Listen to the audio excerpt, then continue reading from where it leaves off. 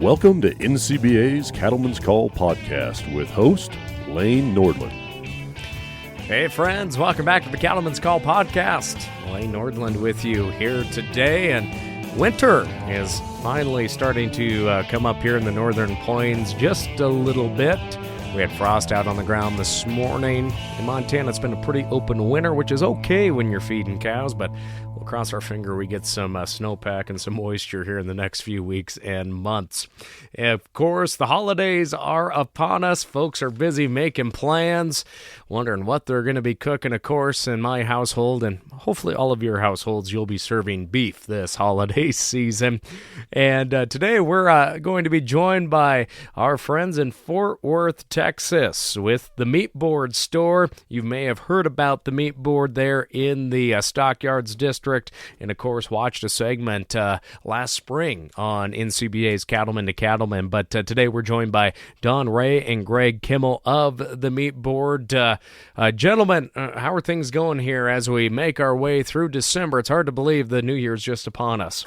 Well, it's really starting to get busy here. I know my partner Greg is just busier than everything, getting ready for shipping Christmas boxes out. We've already got fortunate enough to get our pre-orders done, so we're ready to start processing product to go into those boxes, and also to take care of the customers that are coming in now to get ready for their Christmas dinners and New Year's dinners and that type of stuff. So it's a busy time of the year for us, big time. Now, with the Meat Board, gentlemen, obviously you're not only a meat shop, but you're also a lunch stop as well for folks as well. I think it's such a great model, a little different for maybe me up here in the middle of Montana. I think Merle Haggard sang a song about that one time. But let's talk about the Meat Board, and Don, maybe your background in livestock production too, and how really it came about. Okay, well, I'm a degreed A&M guy with an animal science background, and I've owned a ranch for 40 years and run mostly Black Angus cattle. And over the years, we had processing plants all over the U.S., cutting product for different people in the industry, contracts with Outback Steakhouses, and made cooked product for the pizza industry and soups and sauce industry. And then later, several years ago, I decided to retire, and we sold our business out. I retired, and then after about a month of that, my wife said, "You need a real job again." So we started thinking about a friend of mine and a partner, Dr. Nick Nicholson, to come up with an idea, and we thought, well, let's just do a butcher shop, and I call it a high-end butcher shop, but my wife says, "Don't say that," and I said, "Well, it is. It really is," but because it's you walk in and it's stainless equipment and a cutting room and looks like a butcher shop. You can walk up to the counter and pick something out of the counter, or behind it is a cutting room with two windows and a butcher's there to cut any size, shape, or form you want. And so we opened this butcher shop in January of 2020, which was not a very great planning. We were about to launch a huge marketing thing in March, April, and May, and June of 2020, and COVID hits. And so we were just kind of standing there looking out the window, wondering where people are, But it was, we survived that. It wasn't pretty. And then 21 was a little better, and then 22 got better, and 23 it's really starting to kind of jive like we thought back when we opened it. But it was set up to be a local butcher shop in Fort Worth, but we handle prime and upper 2/3 product, aged, and so we're very selective on the red meat side of it, and we handle beef, veal, and pork that we source, and lamb out of Texas, and we're real selective because we're not a huge complex. It's probably 2,500 square feet. And it was a restaurant that didn't make it, so we took and remodeled it and decided to make it a butcher shop. And we did two things with that space. One is we inherited a kitchen, so we decided to make sandwiches, 100% out of the product we have in the store. And then we put a conference room, you might say, and we call it the boardroom, where you can have private meetings and parties and lectures, and we do a lot of teaching in that room, how to trim a brisket and how to make a charcuterie board and all that. But so we got rolling, and it's starting to pick up some momentum. We then spread out our selection to more sausage products, bacon, sourced to bacon.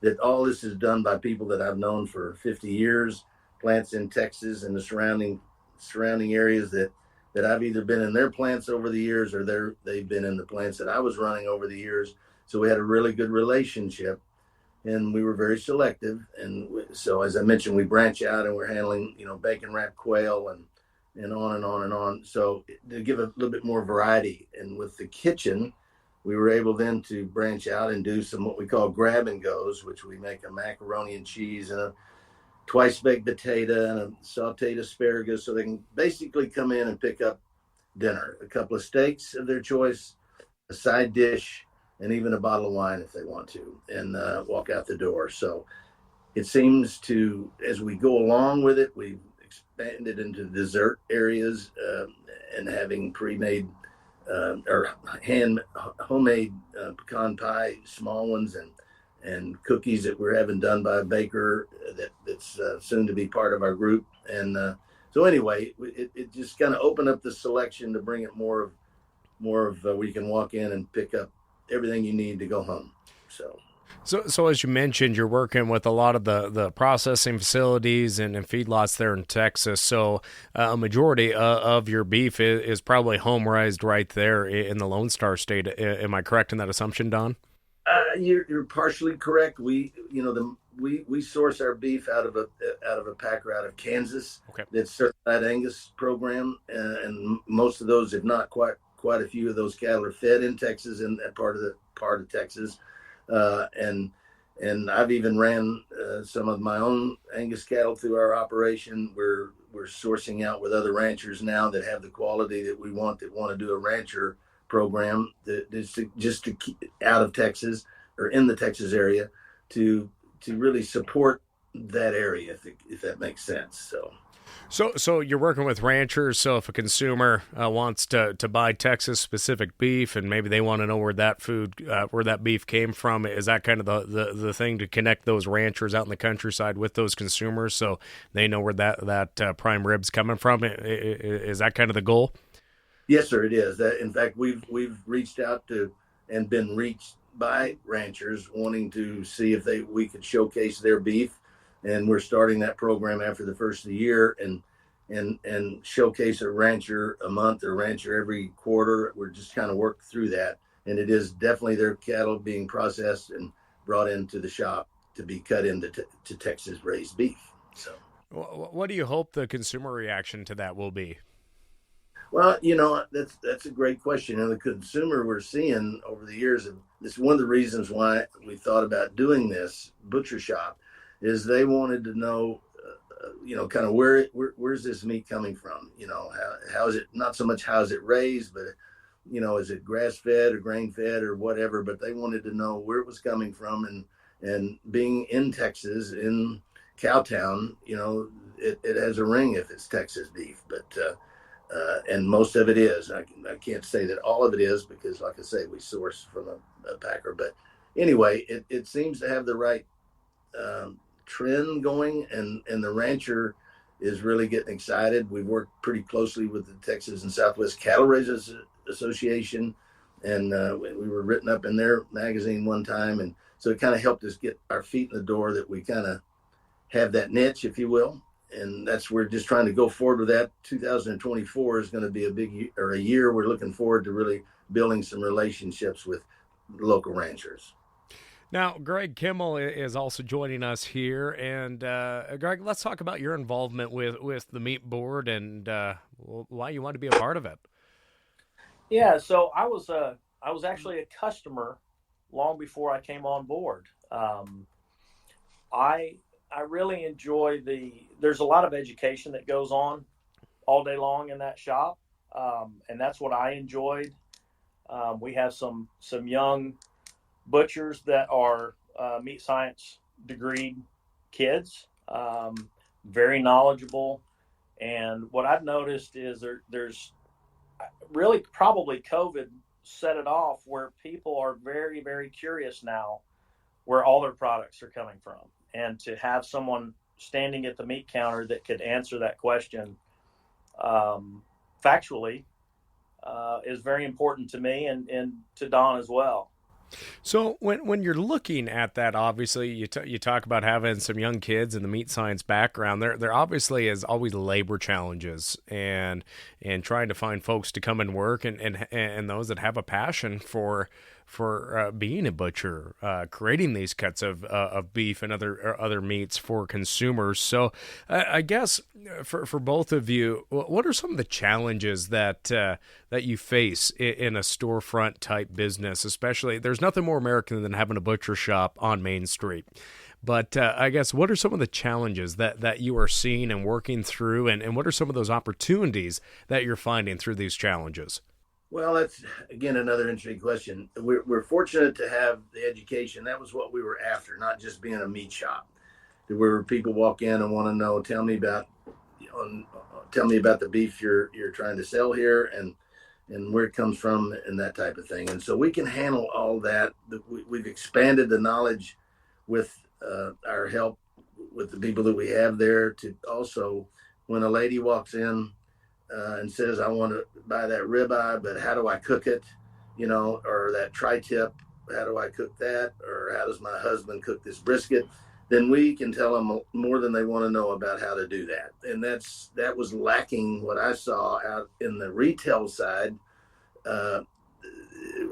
in grocery stores where I would listen to a butcher or a meat person tell a lady what to do with a piece of meat.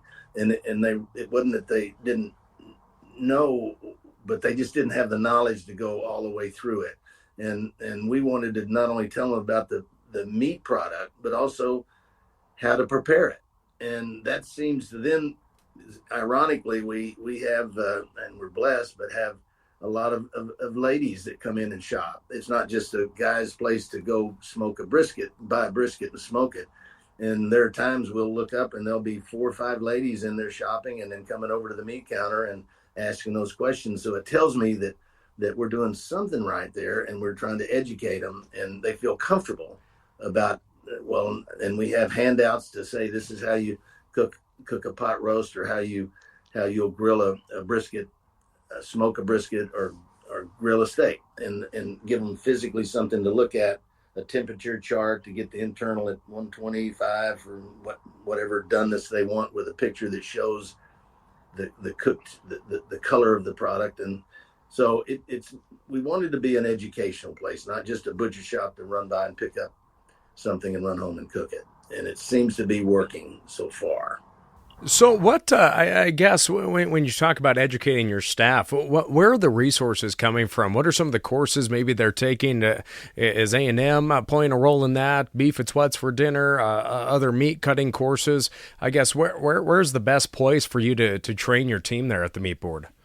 Well, so a lot of it, actually, like Don mentioned earlier, we do a lot of partnering with the Texas Cattle Raisers Association. And I look to them for individuals that are looking for a job after graduating from a meat science program somewhere. We also partner with the Culinary School of Fort Worth, where we do, and I actually just hired one on after he finished his externship. He knows cuts of meat. He knows how to create, and that's something that not necessarily lacking, but Zach brings a lot more to the table, having that culinary background. Yeah, when you talk to a customer then about cooking a piece of product, or a piece of meat, I should say, and introduce Zach, then he can go into, well, these are some of the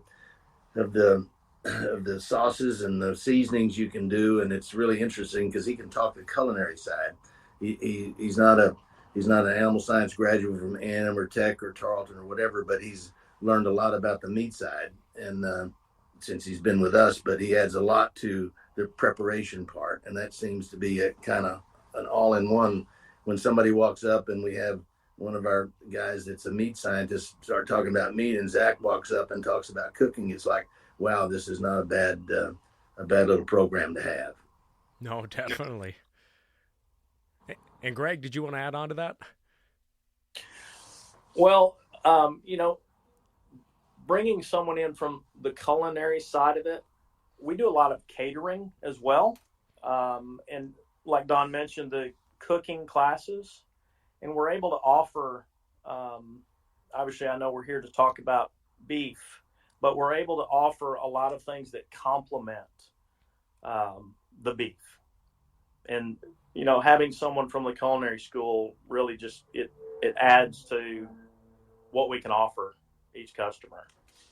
Well, just like NCBA and beef, it's what's for dinner. When people come in, and that's the first thing they do is come to the meat counter, and then they try to figure out what do they want to go with it. And because we primarily want to sell them beef, and that's what we're after. But we felt like that if we offered something to complement that, it would work, and they could just go home and basically warm it up and cook it on the grill, and they got dinner. So. What is the growth? Because we can talk about pork and lamb here. I love lamb. Heck, every ranch in Montana, for the most part, was paid off by sheep back in the day. So we can talk about these other proteins that we work with out in the countryside. But are you seeing more of an increase for protein products like lamb with today's consumers? Maybe that the younger consumer audience, or I guess what is that like, having all these cuts that traditionally make up the inventory at a butcher shop? If you have a butcher shop, you've got to have all the different breeds or all the different products in there, like beef, lamb, pork, and veal. But beef is our primary concern, and then we offer veal and lamb because we do have those customers that come in and their husbands will want a ribeye and the wife might want a veal chop or something. So, but it's we try to make the sources enough to where there's something that would invite them to come into the shop and see what we have. But our largest selling products are the beef products, and it's primarily prime tenderloin and prime ribeye is the two biggest items we sell, and then it graduates down from there. So it's not a thing that we're very competitive, but we're very cautious in the product we bring in, that it's got the right marbling. It is upper 2/3 choice, or it is prime, and the filet is. And when we talk about aging it 3 weeks, that's we mean that, and we feel like there's a little slightly or difference in the flavor. So the beef part of it is kind of the selling point to bring people in, because we try to keep that case as red as we can when they walk in, with all the different beef cuts from not only ribeyes and fillets, but Denver cuts and flat irons and pot roasts and whatever is seasonal or whatever not, or fresh ground beef, and kind of focus that in on that part of it. And obviously, we're moving in here to the holiday season. We're amongst it, and a lot of families will be sitting down to prime ribs, I guess. And there's always more, maybe, of a demand. How do you, as a butcher shop, how do you prepare to get that inventory and to have these high quality cuts? What is that like, just preparing and making sure those beeves are ready to be aged and have a little more inventory on hand for the Christmas season or as well?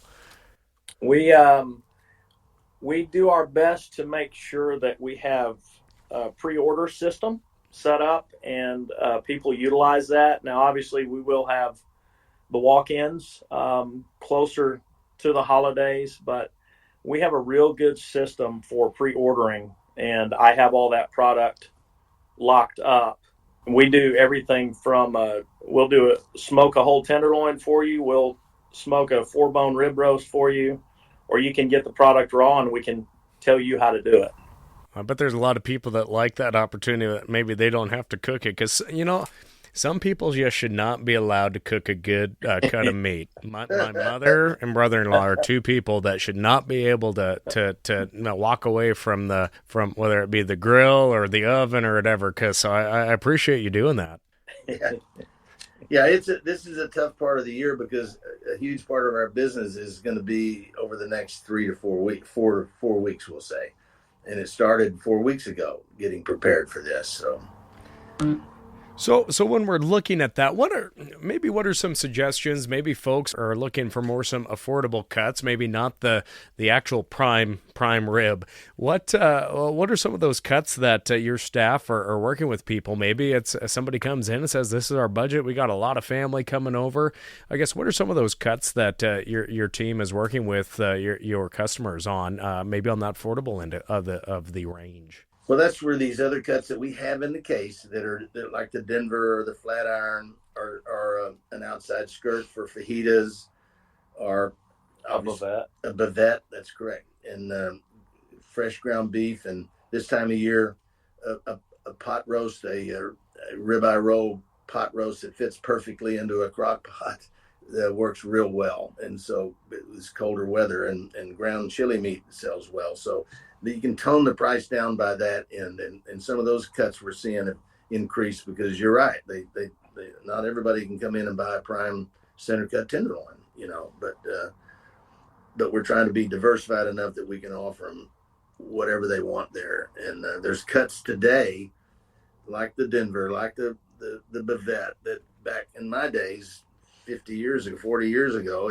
that was all product you either ground or you diced or you made into stew meat. Now they're attractive steaks that have been discovered by the NCBA and their group, and that are a great grilling steak, and they're featured in some really fancy restaurants that years ago wouldn't have an idea what it was.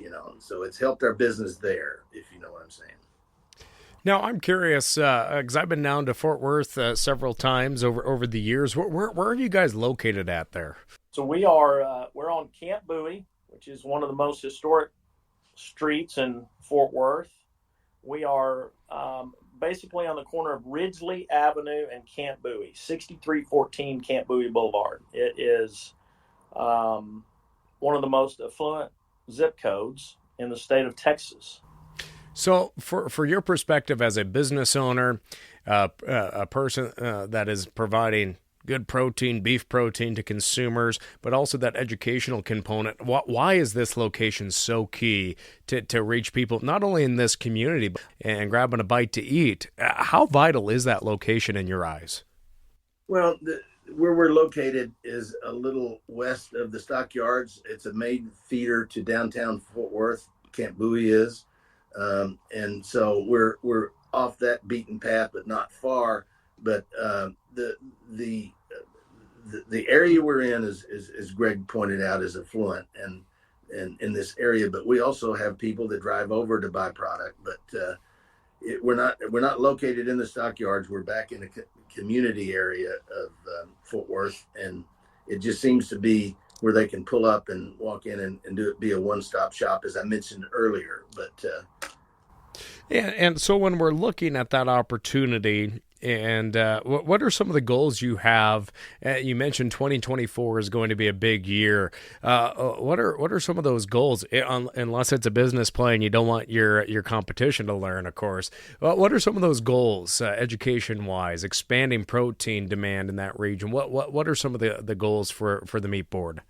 Well, we've started putting out what we call a kiosk. Greg, you might want to talk about that. We have it's basically a freezer case that, for example, there's a pretty large newer housing development west of Fort Worth. They have their own convenience store, gas station, schools, and so we have the meat board freezer case in their store that's loaded with fillets, ribeyes, strips, our sausages, our hot dogs, breakfast sausages, those type things. And we're expanding that as much as possible in 24. That seems to be a good avenue for us. So what are some tips? Maybe I find that very interesting because obviously I come from a sparsely populated. We have over 1 million people. We just picked up a congressperson. A lot of people wish we didn't have as many people moving to Montana. But, we do see a lot of collaborations with that direct-to-consumer model, but we do have some larger cities that do have the opportunity for some something like having a case of meat in a local grocery store. What was that? What has that been like working with local retailers that are also trying to sell a product as well? But what has that been like? I really find that aspect of marketing protein really interesting. Well, I mean, we have, like anywhere, we have some really good competitors here. Central Market's in town. The Tom Thumbs and the Krogers, but there's a very few really butcher shops in Fort Worth downtown area, whatever. So we just thought it was a good thing to where we could compete, but in a friendly way, and we've been able to do that and hold our head above water. We don't carry a very little, very not a selection of produce or anything like that. It's a meat and potato store, and we wanted to center around that. And then by branching out with these freezer cases in a very selected location and a very really nice logo on the side of it, and the product is vacuum packed and like we put in our gift packs that go out for Christmas. It's real attractive. You can freeze it, keep it frozen for a length of time, and slack it out and cook it, and it's as good as you would if you walked in my opinion, and bought a fresh steak. But it's getting, and it's not a walk-in freezer. It's a case like an ice cream case, if you will. But at least it gets our product out to where we're reaching people that sometimes don't know who we are, or secondly, they've heard about us and they can now just have it, get in a golf cart and drive down the street and buy a bag of ice and a ribeye and a filet and go back home. And it seems it's spreading our marketing, if you will, and that's, believe it or not. So it's kind of helping. Now, Don, I'm really curious. You mentioned charcuterie boards at the beginning of the show here. I guess, how fast can you throw one of those charcuterie boards together in a pinch? Well, to be honest with you, I can't spell it, let alone know what to do with it. But we have an incredible lady that's an artist that we started really a couple of years ago. She'd come in and pre-make or make custom charcuterie boards for our customers, and she started her own business, and now she makes them for us, and she puts on a charcuterie class where we'll go out on the internet and say we're going to have 12 people to come in our boardroom, and it's set up classroom style with an elevated stage with a camera and a cutting table or a table she can put it together. It's like a cooking show with a camera showing behind her on the back wall, a big TV that's again like you're watching a cooking class on TV, and they can see what her hands are doing, how she makes a rose out of a piece of salami. And in fact, I've watched that 10 times, and I just finally just eat it. I can't make one. So, but she's an artist, and the ladies will sit around the table, and they'll have a cutting mat and all the ingredients from salami, the cheeses, the grapes, what in front of them, and a board. And she's up, and they go one by one all the way around, making it look like different, just incredible stuff. And then they get, obviously take that home and the little cutting board and all that. But it's really been popular, and they pretty much sell out every time we want to put it on the internet for us to have a class. And we work around this gal that's so talented, and but it just gives another aspect of, we're not just a butcher shop. We're their wives can come in. It's amazing. You mentioned that from a marketing standpoint, because some guy comes in and buys a ribeye, and we get to talking about the charcuterie this and the classes that, and we say that we're going to put a class on, and he said, well, my wife would love that. I'm going to buy a ticket for her as a gift, type thing. So it's created a little fun excitement, a little marketing excitement. In agriculture, and especially in livestock production, we really tout, from pasture to plate, for cattle producers to understand every aspect of the beef life cycle, from cow calf to stocker feeder to the processing end of it. And sometimes I think we overlook that getting to the plate aspect of it. Why is it important for all cattle producers along the entire supply chain just to know a little more about the end product, that beef, that the quality of it, the finishing of it, and then of course the display of it in a business like yours? What should ranch cattlemen do just to become better educated on that almost that final end, almost getting to the consumer, understanding the different cuts, all the work that goes into aging, and really on that butcher end of things. What should producers do, especially on that cow calf? And a lot of guys say, "Oh, they shipped off. They're not their worry anymore. I don't have to worry about them. They're somebody else's problem." Why should they really be seeking to better themselves as producers and following that product all the way to the consumer that way? Well, I've been in this business for many, many, many years and raising my own cattle and playing with genetics. And I always wanted to breed and raise something that I would want to eat. And I'd be proud of if it was out in the industry. And it all starts with genetics. And I'm seeing already over the last, 10, 15 years, the type of beef being raised is just genetically improved to just unbelievable.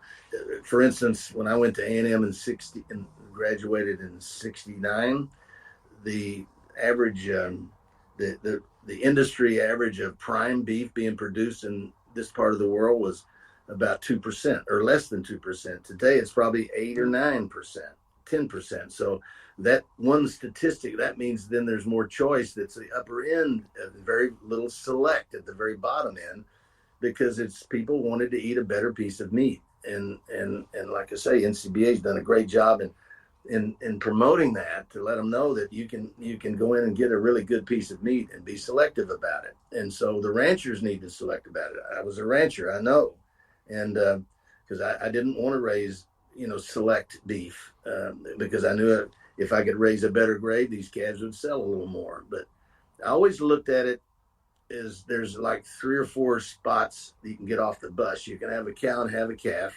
stop there. You can have the calf and wean it and put it on grass and get it to 700 or 800 pounds. You can stop there, or you can send it to a feedlot and follow it out, and then run it through a packing facility at about 1,300 or 1,400 pounds, and you can follow it all the way through. But we were flattered that NCBA was asked us to be part of the ranch plate, was it gate to plate that they did, where they interviewed a couple of ranchers, cow calf operations, went to a feeding operation, then came to Fort Worth and set up in our shop.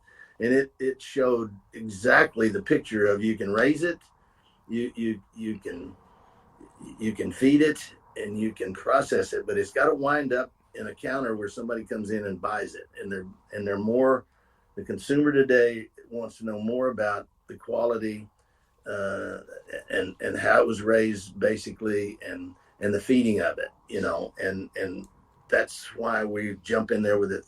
As we told you earlier about the educational part, we like to teach it, and I can thank my partner Nick Nicholson for helping us with that, because he was a teacher at A&M. He taught microbiology. But anyway, we wanted to be someone that could inform the people about the product. But And a lot of the time, we see a lot of misinformation in the news, on social media, about the impact that beef has on the environment, on the world, and we live it. We understand the positive role that cattle production plays in creating a great protein out there for consumers to eat. We understand that. So a tip of the hat to all of you and on the education aspect, from the meat science to how cattle are raised. But back to that consumer end. Why is it important for producers to watch consumer trends, to listen to the questions that they're asking, and maybe trying to understand why consumers are asking the questions they are, or what the cuts that they prefer? I guess why is that interaction so important for producers to understand? Well, that's where it starts, and it should back up like that. The consumer is the one saying, "Hey, we want." We don't mind paying a little more for higher quality beef, and that needs to get out there and back down the chain all the way to the cow, the pregnant cow, and the cow calf. And if you want a premium, I mean, there's markets for all that out there, but the bigger, I guess, more profitable, the more rewarding are these ranchers that have unbelievable operations. And Greg and I, we've been on a few ranches around here, and and seen what they do, and you could just see how they all look like peas in the same pod, so to speak. And it's that wasn't that way when I was growing up. My dad didn't really, if it jumped the fence and got on our place, we went ahead and took care of it. But no, I'm joking, of course. But no, I'm seeing that is the trend, and you just got to figure out how far you want to go as a rancher before you want to get off the bus and be rewarded for that. And whether it's all the way through the feedlot to the packer, and then the packer pays a premium for a better product, all those opportunities are out there, and we just need to work together as an industry to make it to where everybody is self-sufficient and everybody can make a profit, and make a living. And we have to make a profit, and that seems to be a big talking point at all the ag meetings here this fall. Is how do we keep producers in business? How do we put profitability at the top of producers and consumers' minds out there? So I think you guys are doing a big part of that in helping educate consumers down there and providing producers. Excited to hear more about that collaboration with Texas producers and having that gate to plate aspect there for Lone Star producers. But gentlemen, I don't want to hold you up too much longer down there, but is there anything that I missed over that you just want to share with our listeners here today on the Cattleman's Call? No, I think you've been able to put all this in perspective. Really, it's exactly what you're saying as far as the end consumer is what we all have to think about, whether you're raising them or you're cutting them up and you're trying to sell them. It's the end consumer that you've got to it's our job to make sure that we've got the best product in there and they'll come buy it and take it home and enjoy it. And we want to be competitive because we have to be. But we want that class of people coming into our shop to where it's no different than going anywhere else. But the beef industry has done a great job over the years of improving cattle genetics and on and on and on. And I could name you 10 people that we mirror or look at and go, wow, they're doing a super job. And it's on the live end or the processing end. And I've seen that improvement over the years because I started out in a packing house when I first got out of A&M. And so it's been a heck of an education for me, but a pleasant one. And that's why this butcher shop came to be, is we wanted to open something on a small scale that we'd be proud of and we could enjoy talking about. And, we do it all from, like I say, from prime and up to third choice and wet aging and dry aging and truly dry aging. We have a dry aging cabinet that will age it 5 or 6 weeks if we have to, whatever the customer wants, whatever flavor profile they want. And that's a fun thing. And we're not a chain, but we're enjoying educating the people here in Fort Worth for sure. Greg, any last thoughts? Well, I want to say thank you for inviting us on to do this and letting us get our story out there. I think there's great things to come in the future for this industry, and I look forward to it. Well, again, Don Ray and Greg Kimmel, our guests today on Cattleman's Call. They, of course, are with the Meat Board. If you're down in the Fort Worth area, go check them out there. And, again, if you get a chance, check out the Cattleman and Cattleman segment. And, it is, I think Don described it very well. It is a high-end meat shop. When you walk in, you know there's quality. You know it's clean. And hopefully I can make it down there sometime and check it out. I'd enjoy doing that. So, gentlemen, thanks for joining us here today. Well, thank you for the interview. It's been very enjoyable. It's a great program. Thank you, Lane. All right, friends, check them out. It's the Meat Board there in Fort Worth. That will do it for today's Cattleman's Call. I'm Lane Nordland. Merry Christmas and Happy Holidays. We'll catch you next time. Thanks for tuning in to NCBA's Cattleman's Call podcast with Lane Nordland. For more information, visit ncba.org and make sure to subscribe to the podcast today.